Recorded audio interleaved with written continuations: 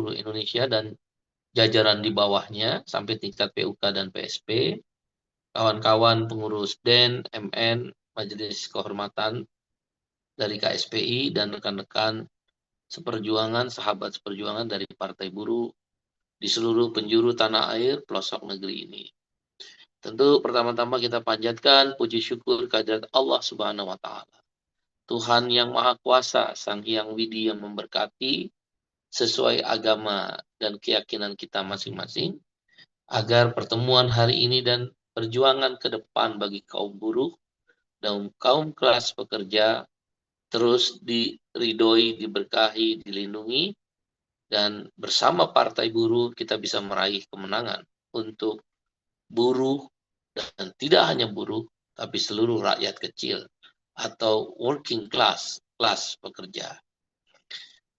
Kawan-kawan semua, sengaja pada malam hari ini saya minta pada Bung Sekjen Ramidi dan termasuk Bung Rosat ya, Sekjennya SPMI, untuk mengundang seluruh organisasi, federasi, dan jajaran keanggotaannya.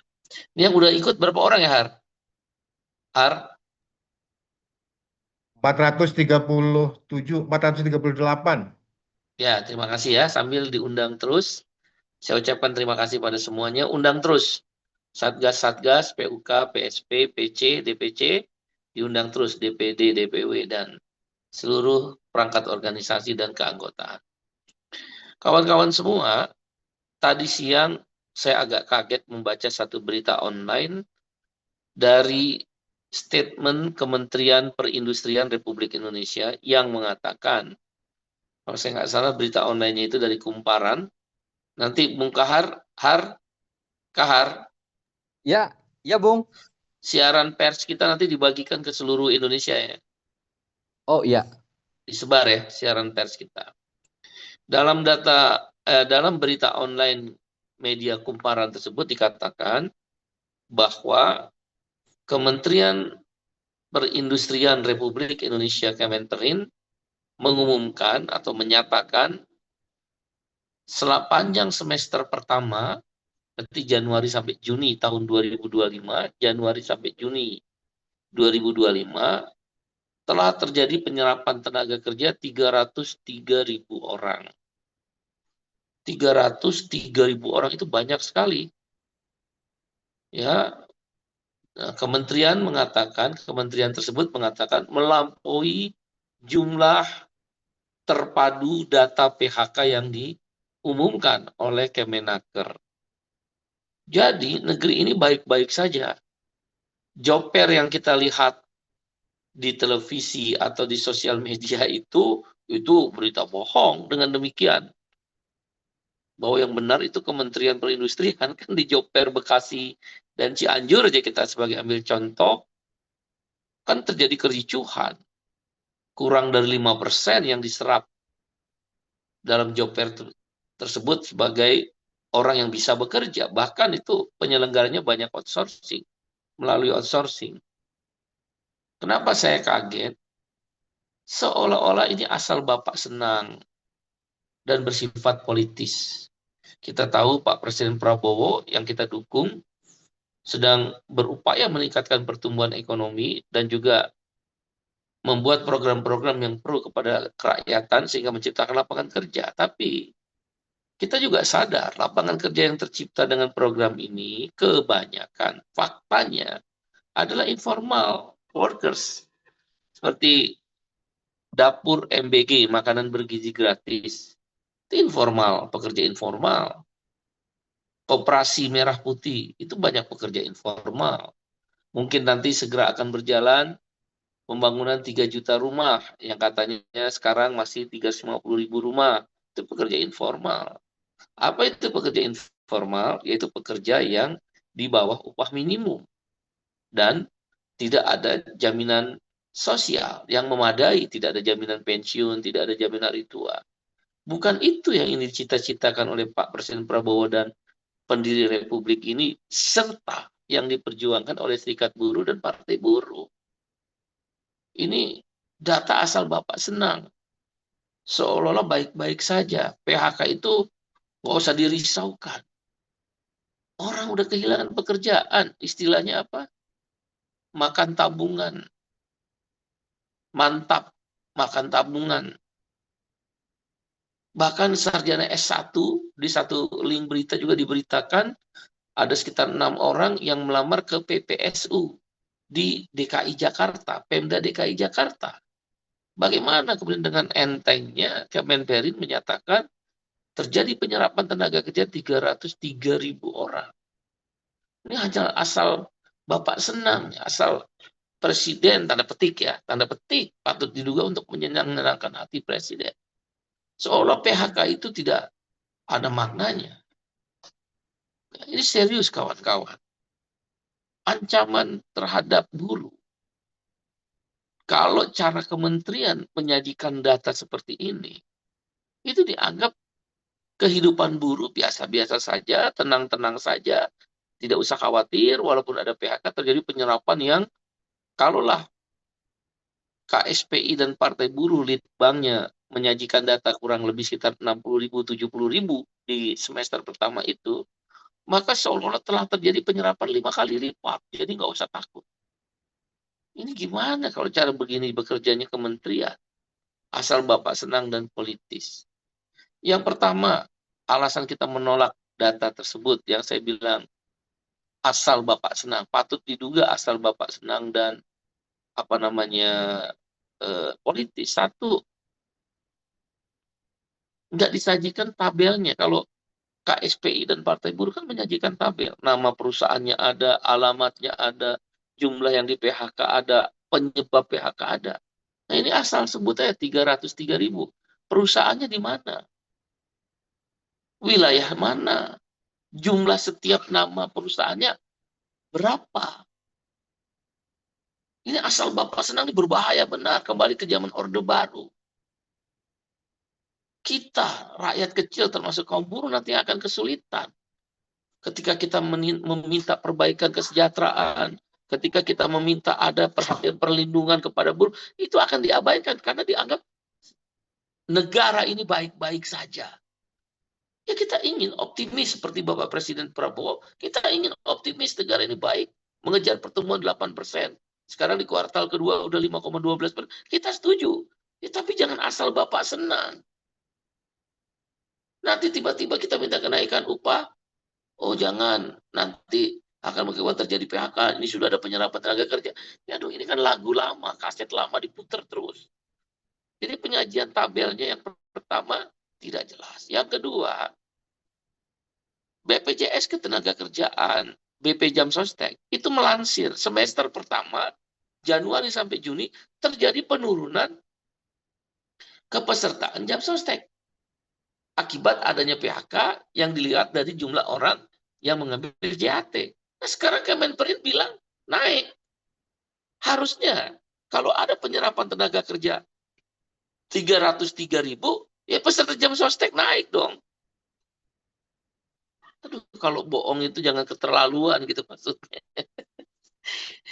Kita waspadai. Yang ketiga, jangan-jangan yang dimaksud penyerapan tenaga kerja termasuk sektor informal. Orang ngelamar Grab, kan pakai online tuh, ngelamar Shopee, ngelamar aplikasi-aplikasi platform lain. Jangan-jangan karena dia ngelamar seperti itu, dianggap penyerapan tenaga kerja. Ini kan nggak benar. Yang keempat, kenapa alasan kita menolak data Kemenperin itu dan perlu diwaspadai tujuannya apa? Adalah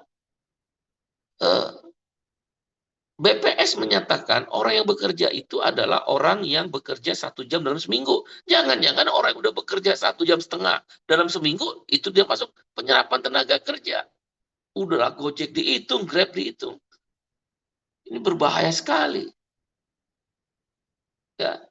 Dan yang mungkin alasan yang lain, kita lihat job fair di Bekasi. Kita lihat job fair di Cianjur. Itu kan membludak sampai ricu. Dan hampir semua orang yang datang mencari lamaran kerja, mencari lowongan kerja, itu menyatakan mereka nggak dipanggil lagi. Dalam satu podcast ILC kan saya diundang. Ada juga buruh yang diundang, buruh itu menyatakan kami nggak pernah dipanggil. Bahkan diprediksi kurang dari 5% yang dipanggil. Itu pun ada sebagian perusahaan yang ikut job fair adalah outsourcing, agen outsourcing. Ini harus dikoreksi data Kemenperin ini. Karena itu KSPI dan Partai Buruh menolak, termasuk Koalisi Serikat Pekerja, menolak data Kemenperin yang menyatakan penyerapan tenaga kerja 303.000 orang dalam kurun waktu 1 semester. Bagi Serikat Buruh, data ini penting tentang penyerapan tenaga kerja. Karena nanti korelasinya dengan kesejahteraan dan perlindungan. Ingat kawan-kawan, ketika PHK banyak, ketika pertumbuhan ekonomi turun, ketika terjadi penyerapan tenaga kerja yang tidak sesuai dengan target, itu mereka akan bargainingnya kesejahteraan jangan naik, perlindungan stagnan. Itu selalu seluruh dunia begitu.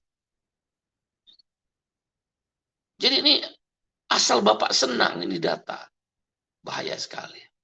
Nah, itulah pengantar saya pada pertemuan malam hari ini. Yang kedua, yang ingin saya sampaikan dalam kesempatan pada kawan-kawan semua KSPI dan juga tentu nanti Partai Buruh dan Koalisi Serikat Pekerja, artinya Koalisi Serikat Pekerja itu KSPPB, ada Partai Buruh, ada 63 federasi tingkat nasional, ada 4 konfederasi tingkat nasional, Federasi Serikat Pekerja tingkat nasional, dan 9 organisasi kerakyatan. Besar sekali ini. Saya rasa 80% organisasi buruh bergabung di sini. Nah, kita akan mengambil sikap terhadap perkembangan perlindungan untuk kelas pekerja, khususnya kaum buruh. Apa yang harus kita lihat? Yang pertama, keputusan Mahkamah Konstitusi nomor 168 tahun 2024 yang diajukan oleh Partai Buruh, KSPI, KSPSI Andi Gani, dan FSPMI itu membatalkan 21 norma Omnibus Law Undang-Undang Cipta Kerja klaster ketenagakerjaan. Antara lain, norma hukum upah, norma hukum cuti dan istirahat, norma hukum outsourcing, kemudian yang keempat karyawan kontrak, kemudian yang kelima PHK, yang keenam pesangon, yang ketujuh tenaga kerja asing. 7 norma hukum yang dituangkan dalam 21 norma hukum. 7 isu yang dituangkan dalam 21 norma hukum itu kata MK di Undang-Undang Omnibus Law dicabut. Diganti norma yang baru yang teman-teman bisa baca di MK. Misal, outsourcing harus dibatasi. MK yang bilang. Outsourcing harus dibatasi, itu kata MK. Nah, di dalam keputusan MK, bisa upah. Upah itu inflasi, pertumbuhan ekonomi, dan indeks tertentu. Dan harus memenuhi kebutuhan hidup yang layak. Itu kata MK. Nggak bisa lagi pakai Omnibus Law, Undang-Undang Cipta Kerja. Nah, kata MK, Mahkamah Konstitusi, paling lama 2 tahun. Sudah dibentuk Undang-Undang Ketenagakerjaan yang baru. Saya ulangi, paling lama 2 tahun setelah bulan Oktober. Ya, Oktober 2024, paling lama 2 tahun, berarti Oktober 2026, sudah dibentuk, sudah disahkan Undang-Undang Ketenagakerjaan yang baru, yang keluar dari Omnibus Law. Kan jelas itu perintah MK. Nah, hari ini udah memasuki hampir 1 tahun. Sedikit lagi hampir 1 tahun, belum dibahas. Kita tahu Undang-Undang Ketenagakerjaan itu pembahasannya. Ingat nggak Undang-Undang nomor 25 tahun 97. Kemudian baru bisa berubah di Undang-Undang nomor 13 2003. Berarti kan 6 tahun membahasnya. 6 tahun. Kok ini gampangin?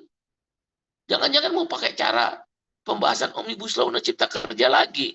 Tapi kan nggak boleh, harus keluar dari Omnibus Law. Tapi metodenya mau dipakai. Bawa di balik, walaupun sekarang udah dibentuk panja. Baru dibentuk panja. Kalau panja itu berarti komisi 9 ya. Kalau pansus antar komisi. untuk perburuan kan dan ketenaga kerjaan dan kesehatan Komisi 9. Udah dibentuk pajak, nggak kerja-kerja. Jangan-jangan nanti mau dimasukin ke balik atau metode balik. Hitungan beberapa bulan selesai. Tapi hancur undang-undangnya. Ini berbahaya sekali gitu. Sikap pemerintah dan DPR. Ini tidak bisa diterima oleh Partai Buruh dan KSPI dan Koalisi Serikat Pekerja. Partai Buruh KSPPB. KSPI ada di dalamnya. Federasi-federasi KSPI ada di dalam. Kita nggak bisa biarkan. Udah hampir 1 tahun. Baru panja doang dibentuk. KSPPB, ya, Koalisi Serikat Pekerja dan Partai Buruh, KSPI juga, bahkan beberapa federasi, ada SPN, ada KEP, ada SPMI, dan federasi yang lainnya, sudah juga membuat draft sandingan. Kalau KSPPB, kita nggak membuat draft sandingan dulu. Sudah ada. Tapi kita bikin dulu prinsipnya, 1 Romawi prinsipnya. Misal, undang-undang tidak boleh bersifat mengakal-akali. Itu namanya prinsip. Prinsip kedua, undang-undang harus mengikuti apa yang telah diputuskan oleh MK. Tidak boleh melenceng. Itu prinsip kedua bisa. Ada berapa ya prinsipnya? Nanti Bung Kahar bisa membagikan. Tapi jangan dibagikan di luar. Karena kita belum serahkan ke DPR. Nah, yang 2 Romawi kita adalah pokok-pokok pikiran. Itu di KSPI udah. Nanti kita rapat lagi. Saya minta KSPI, Bung Ramidi ya. Kita rapat 1 kali lagi, nginep. Ya, Bung Ramidi. Bung Ramidi. Bung Ramidi mana nih? Har? Ada Bang, ada. Iya, iya. Ya nyaut dong kalau ada. Kayaknya Bung Kan Ramidi berarti kalau Anda nggak hostnya nyaut, Anda pindah lagi deh. tidur. Tidur-tiduran. Dim.